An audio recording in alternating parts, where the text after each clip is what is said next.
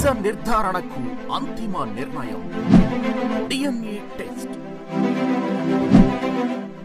ఉన్నది ఉన్నట్లుగా వాస్తవాలను శోధించి వివరించే మన DNA టీవీ, మన రాష్ట్రం, మన ఛానల్.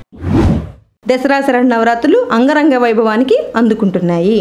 దసరా శరన్నవరాత్రుల్లో మొదటి అలంకారమైనటువంటి శ్రీ బాలా త్రిపుర సుందరి దేవి అలంకారం, దాని యొక్క విశిష్టత గురించి ఈవేళ మనం తెలుసుకుంటున్నాం.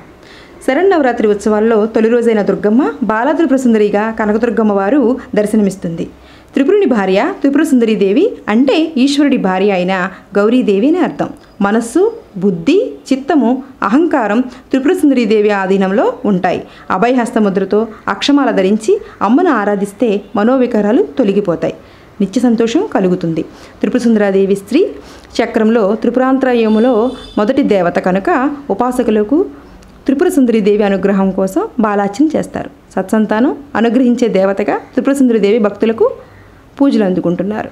ఈ బాల త్రిపుర సుందరి దేవి 2 నుంచి 10 లోపల ఉన్న బాలికలను అమ్మవారి రూపంలో దర్శించుకుని కొత్త వస్త్రములు, పూలు, పళ్ళు పెట్టి అమ్మవారి రూపంలో భక్తులు కనువిందు చేసుకుంటారు. సమస్త దేవి మంత్రాలలో కంటే బాలమంత్రం ఎంతో గొప్పది అంటారు. విద్యోపాసకులకు మొట్టమొదటిగా బాలమంత్రాన్ని ఉపదేశిస్తారు. మహాత్రిపుర సుందరి దేవి నిత్యం కొలి ఉండే శ్రీచక్రంలో మొదటి గడియలో ఉండే మొదటి దేవత బాలాదేవి. బాలాదేవి అనుగ్రహం పొందితే మహాత్రిపుర సుందరి దేవి అనుగ్రహం పొందగలుగుతారు.